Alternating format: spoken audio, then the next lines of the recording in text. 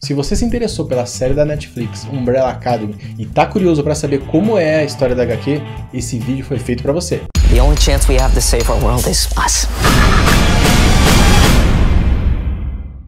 E aí pessoal, eu sou o Piero aqui do Falando Nisso e muita gente perguntou como que é a história da Umbrella Academy. A série da Netflix é baseada numa HQ e a gente vai destrinchar ela aqui para vocês.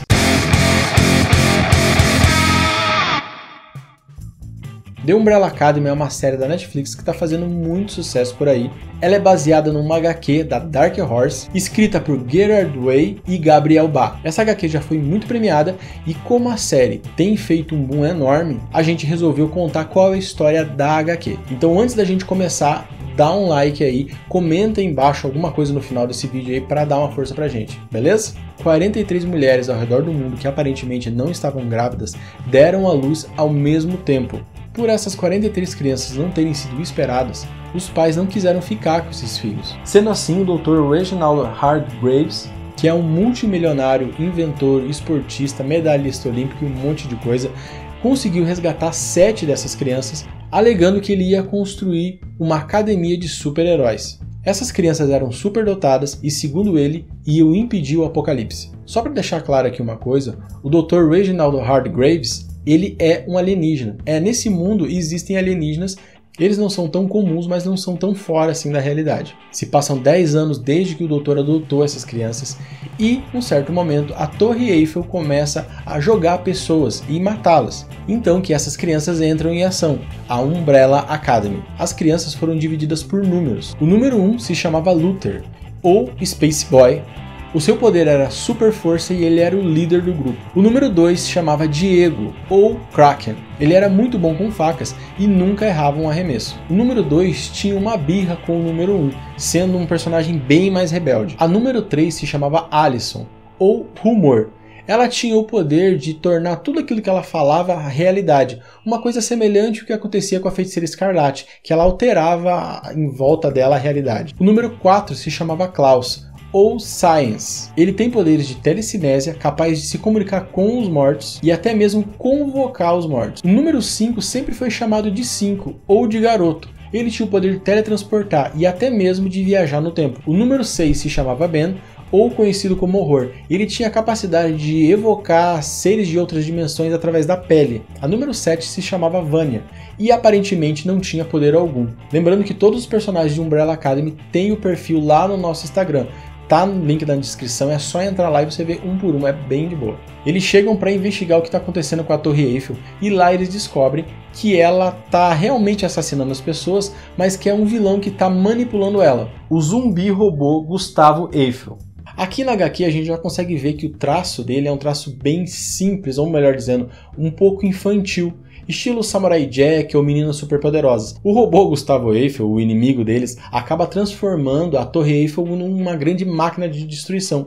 Só que chega um momento que o número 2 se enfesa e acaba jogando uma faca, matando o zumbi robô. E pronto, o Umbrella Academy acaba de salvar o dia. A Umbrella Academy se torna uma super equipe de super-heróis. Ela lembra muito os X-Men e a Patrulha do Destino. A Patrulha do Destino por ser heróis, digamos assim, alternativos, e os X-Men por ter essa pegada família, o 1 que lembra muito o Ciclope, o 2 que lembra muito o Wolverine, aquele cara que sempre discorda do líder, assim, e eles se tornam os heróis oficiais do mundo. Depois de todo esse tempo, muita coisa mudou no Umbrella Academy. O Space Boy, por exemplo, ele foi mandado para viagens espaciais, teve um tempo na Lua, só que em uma dessas viagens ele sofre um acidente. Para não morrer, o doutor, o pai dele, troca o corpo dele por um corpo de um gorila. Isso na série muda um pouquinho, mas fica bem legal até. Com isso ele acaba se isolando e ficando lá na Lua por muito tempo, esperando aquele apocalipse que o pai dele sempre disseram que um dia ia acontecer, chegasse e ele pudesse tomar alguma atitude. Então se passa esses 20 anos e um dia Luther é chamado de volta à Terra e ele recebe a notícia que o seu pai morreu. E quando ele chega na mansão, ele encontra o número 5, ainda criança. Só para deixar claro, o número 5, com 10 anos de idade, sumiu de casa e nunca mais apareceu. Ele conta para o Luther que na verdade ele viajou no tempo e foi para o futuro. E lá ele viu o apocalipse, tudo destruído, e que ele demorou 50 anos para conseguir voltar. E mesmo assim ele não conseguiu voltar na época que ele foi para o futuro. Ele voltou 3 dias antes do apocalipse acontecer, e no corpo de criança ainda. E antes que eles possam dar atenção para isso que o número 5 disse, os outros integrantes da Umbrella que não moram mais lá aparecem para o enterro do pai.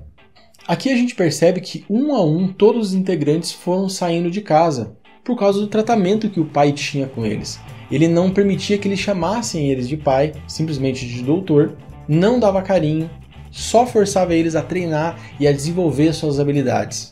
O único que não tinha ido embora era o Space Boy, que também se ressentiu com os irmãos por eles terem abandonado ele também. Só para lembrar que lá no nosso Instagram, ou Falando Nisso Oficial, tem o motivo do porquê cada um saiu de casa.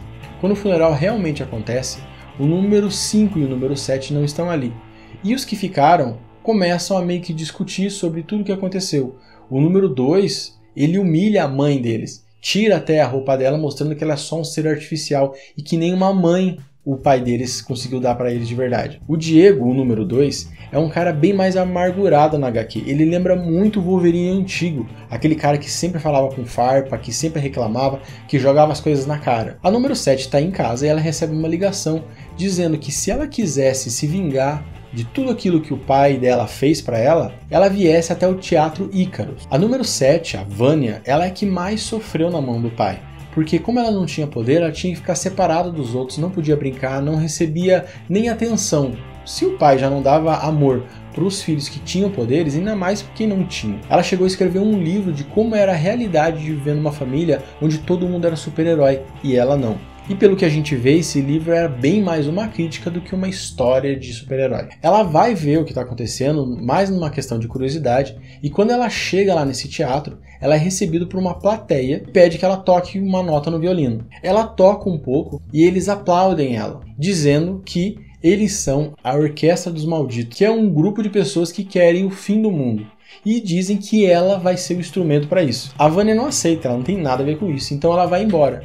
Só que o líder deles fala que quando ela se tocar, que a família dela não gosta dela, ela vai voltar e vai querer vingança. Na mansão, os irmãos estão reunidos e estão discutindo essa questão de fim do mundo e tudo mais. Quando de repente começa um ataque na cidade. Robôs assassinos começam a matar pessoas, matar crianças e tudo mais. E os integrantes da Umbrella Academy se sentem forçados a trabalhar juntos mais uma vez para defender a cidade. Eles começam a combater esses robôs assassinos, eles não estão bem entrosados, trabalham com dificuldade, mas começam a dar conta do recado. Mas em um certo momento, a Vanya aparece. Ela está voltando daquele chamado da Orquestra dos Malditos. E ela vai investigar para ver o que os irmãos dela estão fazendo ali. Quando de repente ela é atacada, o número 2 salva ela por um tris. Só que ele fica muito nervoso e ele acaba xingando ela, falando que ela é inútil, que ela não serve para estar ali. Ele não entende o que ela está fazendo ali no meio se ela não tem poder nenhum. Ela não é como eles, especial. A Vanya fica destruída, ela fica numa mistura entre raiva e tristeza e ela foge. Ela vai de volta pro teatro encontrar a Orquestra dos Malditos. E lá, com o psicológico todo abalado, ela aceita ser esse instrumento de vingança. Eles dão algumas injeções nela e colocam ela numa máquina que desperta um poder nela oculto. E lá ela descobre que não é que ela não tinha poderes. Na verdade, o poder dela era tão poderoso que o doutor achava que não poderia controlar. Por isso ele mantinha ela em segurança para que ela nunca despertasse esses poderes.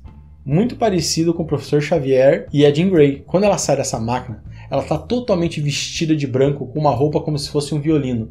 E aí ela se torna a Violino Branco. Para testar os seus poderes, ela toca uma nota do violino e instantaneamente ela mata o líder da Orquestra dos Malditos. Enquanto isso, o número 5 e o Pogo estão numa cafeteria tentando descobrir e coletar informações sobre o que vai acontecer, o que vai causar esse fim do mundo.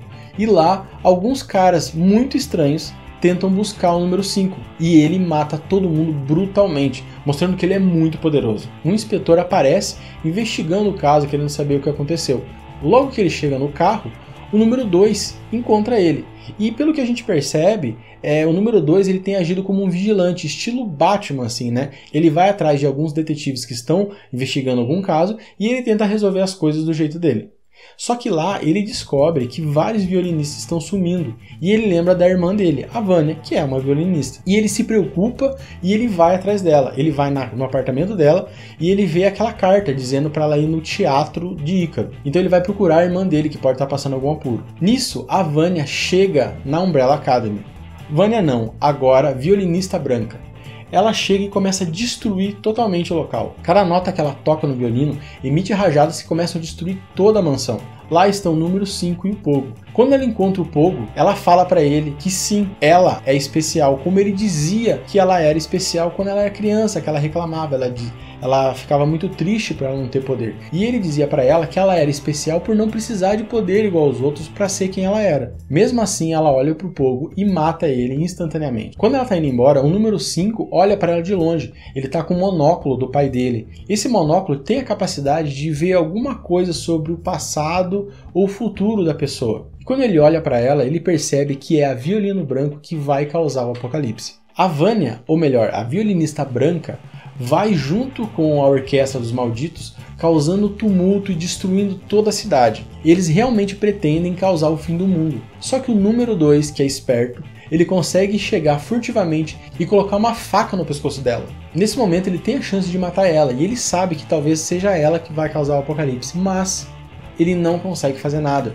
Ele realmente lembra, ele vê a irmã dele ali, mesmo ela estando totalmente desfigurada, e ele não tem coragem. Assim que ela vai para atacar ele, todos os outros irmãos aparecem e a Umbrella Academy se reúne de volta para tentar salvar o mundo mais uma vez. A número 3 se aproxima e tenta usar suas habilidades de alterar a realidade, mas a Violino Branco é esperta, ela conhece os poderes dela, então ela corta a garganta da sua irmã, não permitindo que ela use a magia dela. O número 1 se desespera, pega ela e vai levar ela para um hospital para ser tratada para não morrer. Mas de repente, por incrível que pareça, o pai deles aparece ali no meio. Ele se dirige a Violino Branco, dizendo para ela que ela realmente o decepcionou mais uma vez.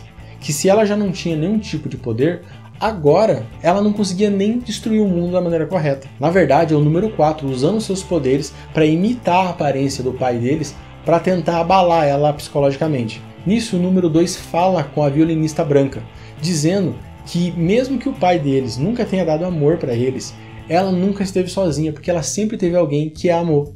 No caso, ele. A violinista branca fala que é tarde demais e que agora não tem mais como voltar. E quando ela se prepara para fazer alguma coisa, ela leva um tiro na cabeça do número 5. Isso mesmo, ele dá um tiro direto na cabeça dela, fazendo ela cair. Antes que ela desmaie, a violinista branca fala que o apocalipse vai acontecer. Ela aponta para cima e todo mundo vê que um pedaço da lua está caindo na Terra e que isso vai causar o apocalipse. Todo mundo ali se desespera e no momento que o meteoro vai bater no chão, ele para. O número 4 consegue segurar a pedra com o poder dele, fazendo uma coisa que ninguém imaginava que ele poderia fazer. E é isso aí, o apocalipse foi impedido por uma das pessoas mais improváveis. Isso é bem legal na HQ porque dá pra ver que o Klaus é muito poderoso, mas muito poderoso mesmo. Cara, eu acho que ele conseguiria bater de frente com a violinista branca se eles, tirassem um X1 ali. A número 3 não morre, mas no hospital eles dizem pra ela que ela nunca mais vai poder falar. Então ela nunca mais vai poder usar o poder dela. A Vanya também não morreu. O tiro que acertou na cabeça dela não pegou nada vital, mas ela teve alguns problemas motores, o que vai impossibilitar ela de tocar violino de novo. Então provavelmente ela também não vai mais conseguir usar os poderes dela. Quando o resto dos integrantes da Umbrella Academy estão chegando na mansão, eles veem que a Torre Eiffel está caída em cima, como se fosse uma ironia, uma espécie de vingança. E nesse momento o número 2 fala para o número 1 que ele vai ter trabalho em reconstruir tudo aquilo. Ele concorda, dizendo que sim, nós vamos ter. E fica uma nítida impressão de que eles vão trabalhar juntos de novo. Então a Umbrella Academy, sim, está junta mais uma vez. E é com esse sentimento que a história acaba. Gente, é uma HQ muito legal mesmo. Ela tem um universo próprio, ela é bem divertida, o desenho é muito bom. E o que eu achei muito legal é que ela é muito diferente da série da Netflix. Mesmo a série da Netflix sendo muito boa.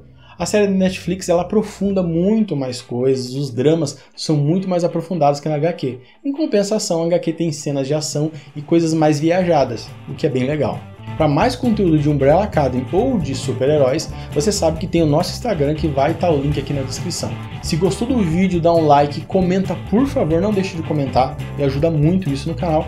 E até a próxima!